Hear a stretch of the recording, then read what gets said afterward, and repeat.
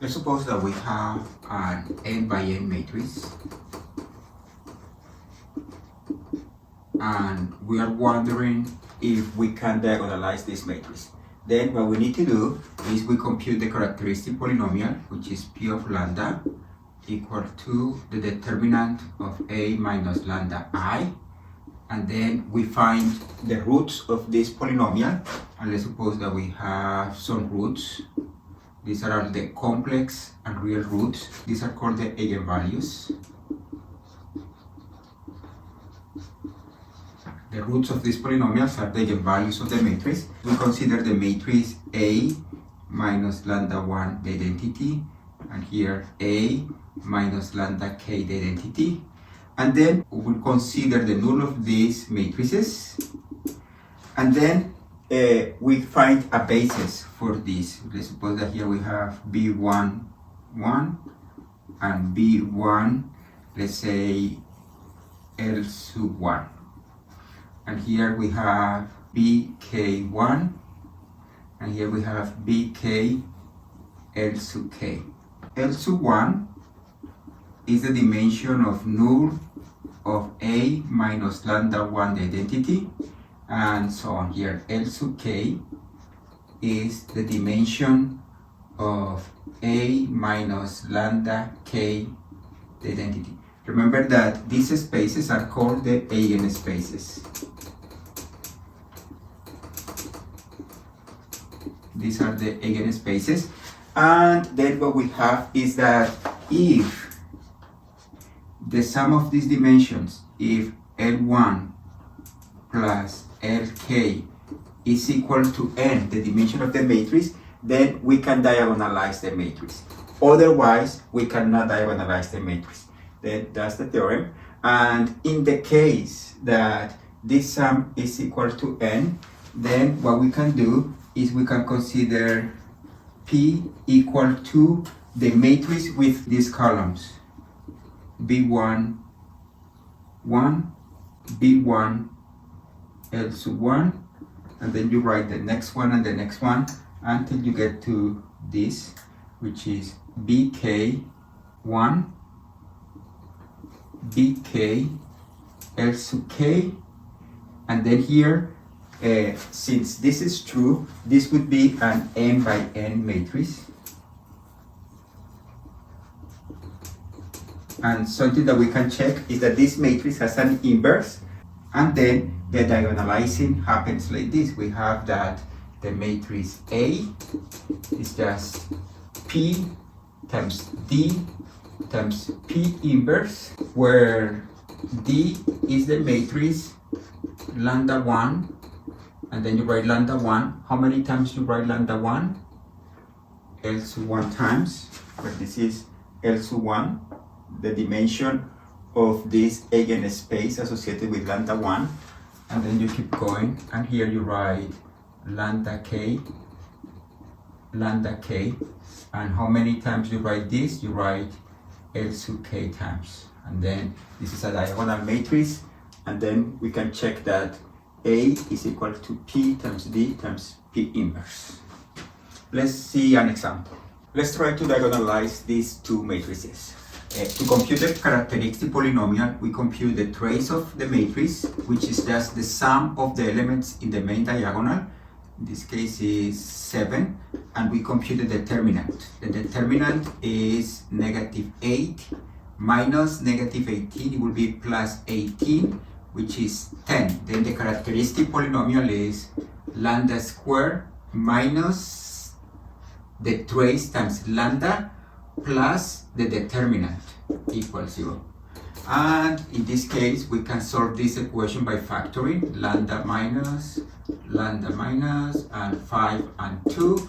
That means that the eigenvalues are 5 and 2.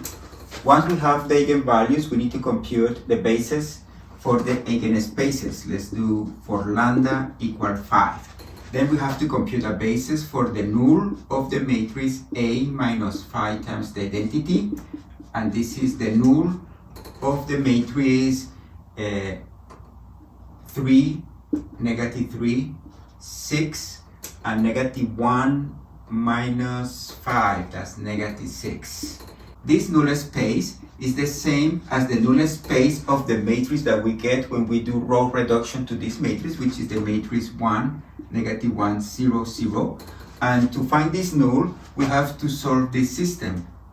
x1 minus x2 equals 0. We need to write it in parametric vector form, x1, x2, and x1 is equal to x2, and x2 is the free variable, and we write x2, and this is equal to x2 times the vector 1, 1.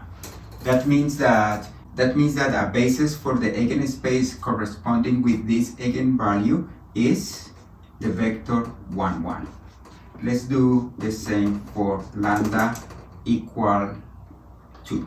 Then we need to find a basis for the null of the matrix A minus 2 times the identity, which is the null of the matrix 8 minus 2 is 6, negative 3, 6, and negative 1 minus 2 is negative 3.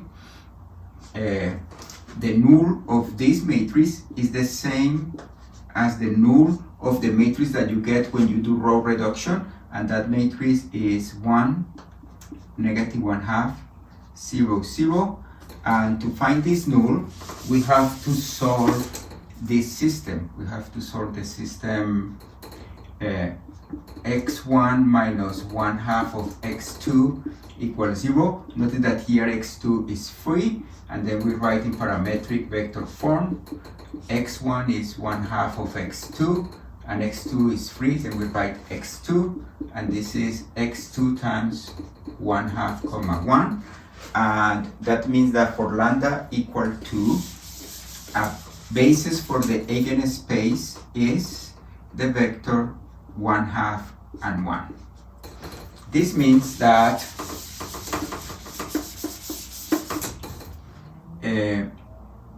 L1, which is the dimension of this eigenspace, is 1, and L2 is also 1, and then L1 plus L2 is 1 plus 1, which is 2, which is the dimension of this matrix, and for that reason this matrix can be diagonalized, and then we can write it as A equal to P times D times P inverse, where P is the matrix that we get using these vectors in the basis. And then we write here, the first column is 1, 1, the second column is 1 half and 1, and the matrix D is, notice that this column goes with this eigenvalue, then we write 5, 0, and this column goes with this eigenvalue, then we write 0, 2.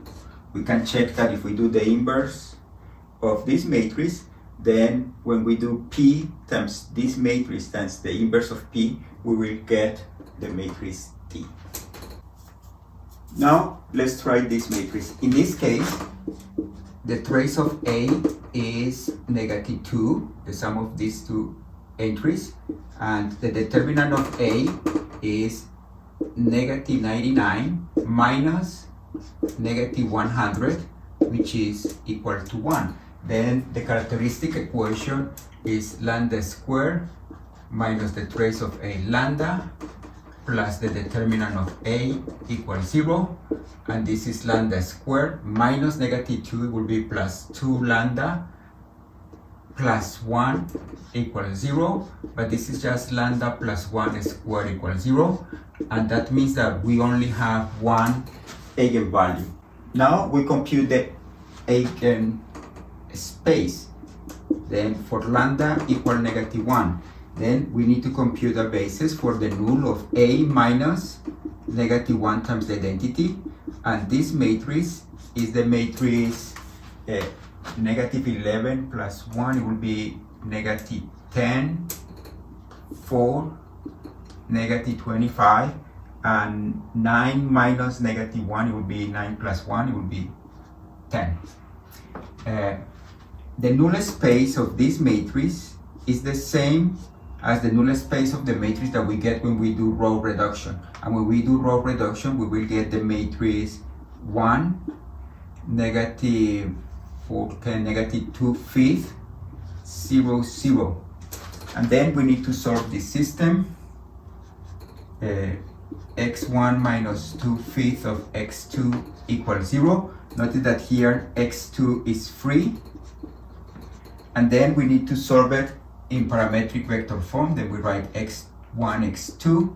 x1 is 2/5 of x2, and x2 is a free variable. Then we just write x2, and this is x2 times 2/5 and 1. That means that a basis for this eigenspace is the vector 2/5 and 1. We notice that here we only have one eigenvalue, and L1 is 1, and we have that 1 is different from the dimension of the matrix, which is a 2 by 2. Then 1 is different from 2, and that means that this matrix cannot be diagonalized. Let me write that down.